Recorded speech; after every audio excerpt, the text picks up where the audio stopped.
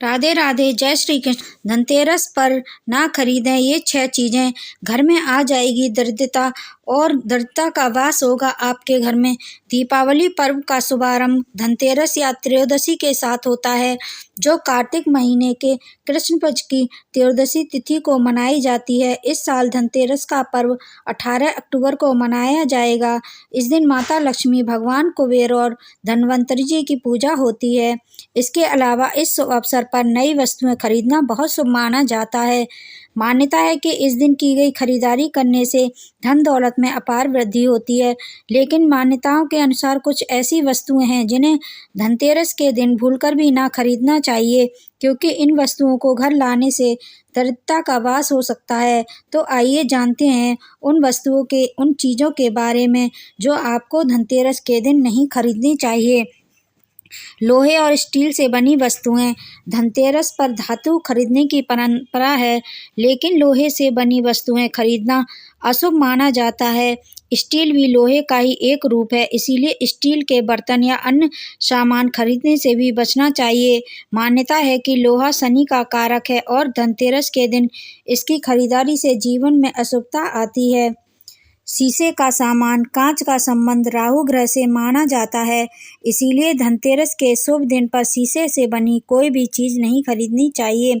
शीशा अस्थिरता का प्रतीक है, इसीलिए इस मौके पर कांच के बर्तन, आईने या सजावटी सामान खरीदने से बचें, क्योंकि यह घर में नकारात्मक ऊर्जा ला सकता है। नुकीली चीज़ें। इस शुभ अवसर पर चाकू, कैंची, पिन, सुई या किसी भी प्रकार की धारदार या नुकीली चीज़ें खरीदना अशुभ माना जाता है। ऐसी मान्यता है कि नुकीली वस्तुएं घर में दुर्भाग्य और नकारात्मकता लाती हैं और समृद्धि के प्रभाव को काट देती हैं। खाली बर्तन। धनतेरस पर बर्तन खरीदना बहुत शुभ होता है, लेकिन ध्यान रहे कि घर लाते समय यह बर्तन खाली ना हो। कहते हैं कि खाली बर्तन घर में खालीपन का संकेत देते हैं, इसलिए आप कोई नया बर्तन खरीदें तो उसे घर लाने से पहले चावल, दाल या पानी से भरकर ही लाएं। घर भरा हुआ बर्तन सुख समृद्धि का प्रतीक होता है। काले रंग की वस्तुएं। काले रंग को हिंदू धर्म में अशुभता का प्रतीक माना जाता है। ऐसे में धनतेरस के दिन काले रंग के कपड़े खरीदने से बचें। तेल और घी। ऐसी मान्यता है कि धनतेरस के दिन तेल और घी खरीदना शुभ नहीं होता है। अगर आपको इनकी ज़रूरत है तो एक दिन पहले ही इनकी खरीदारी कर लें। इस दिन इन्हें खरीदने से घर में आर्थिक तंगी आ सकती है। इस तिथि पर कुछ चीज़ें खरीदना विशेष रूप से शुभ माना जाता है। धनतेरस का इंतजार घर की महिलाएं और बच्चों को खास तौर पर होता है, क्योंकि इस दिन पर खरीदारी होती है।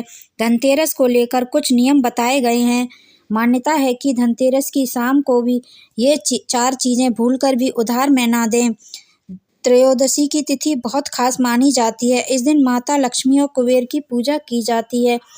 इस दिन किसी को भी धन उधार देने के लिए मना किया जाता है। शाम की पूजा के बाद किसी को पैसे उधार कतई न दें, ऐसा करने से आपके घर की बरकत जा सकती है।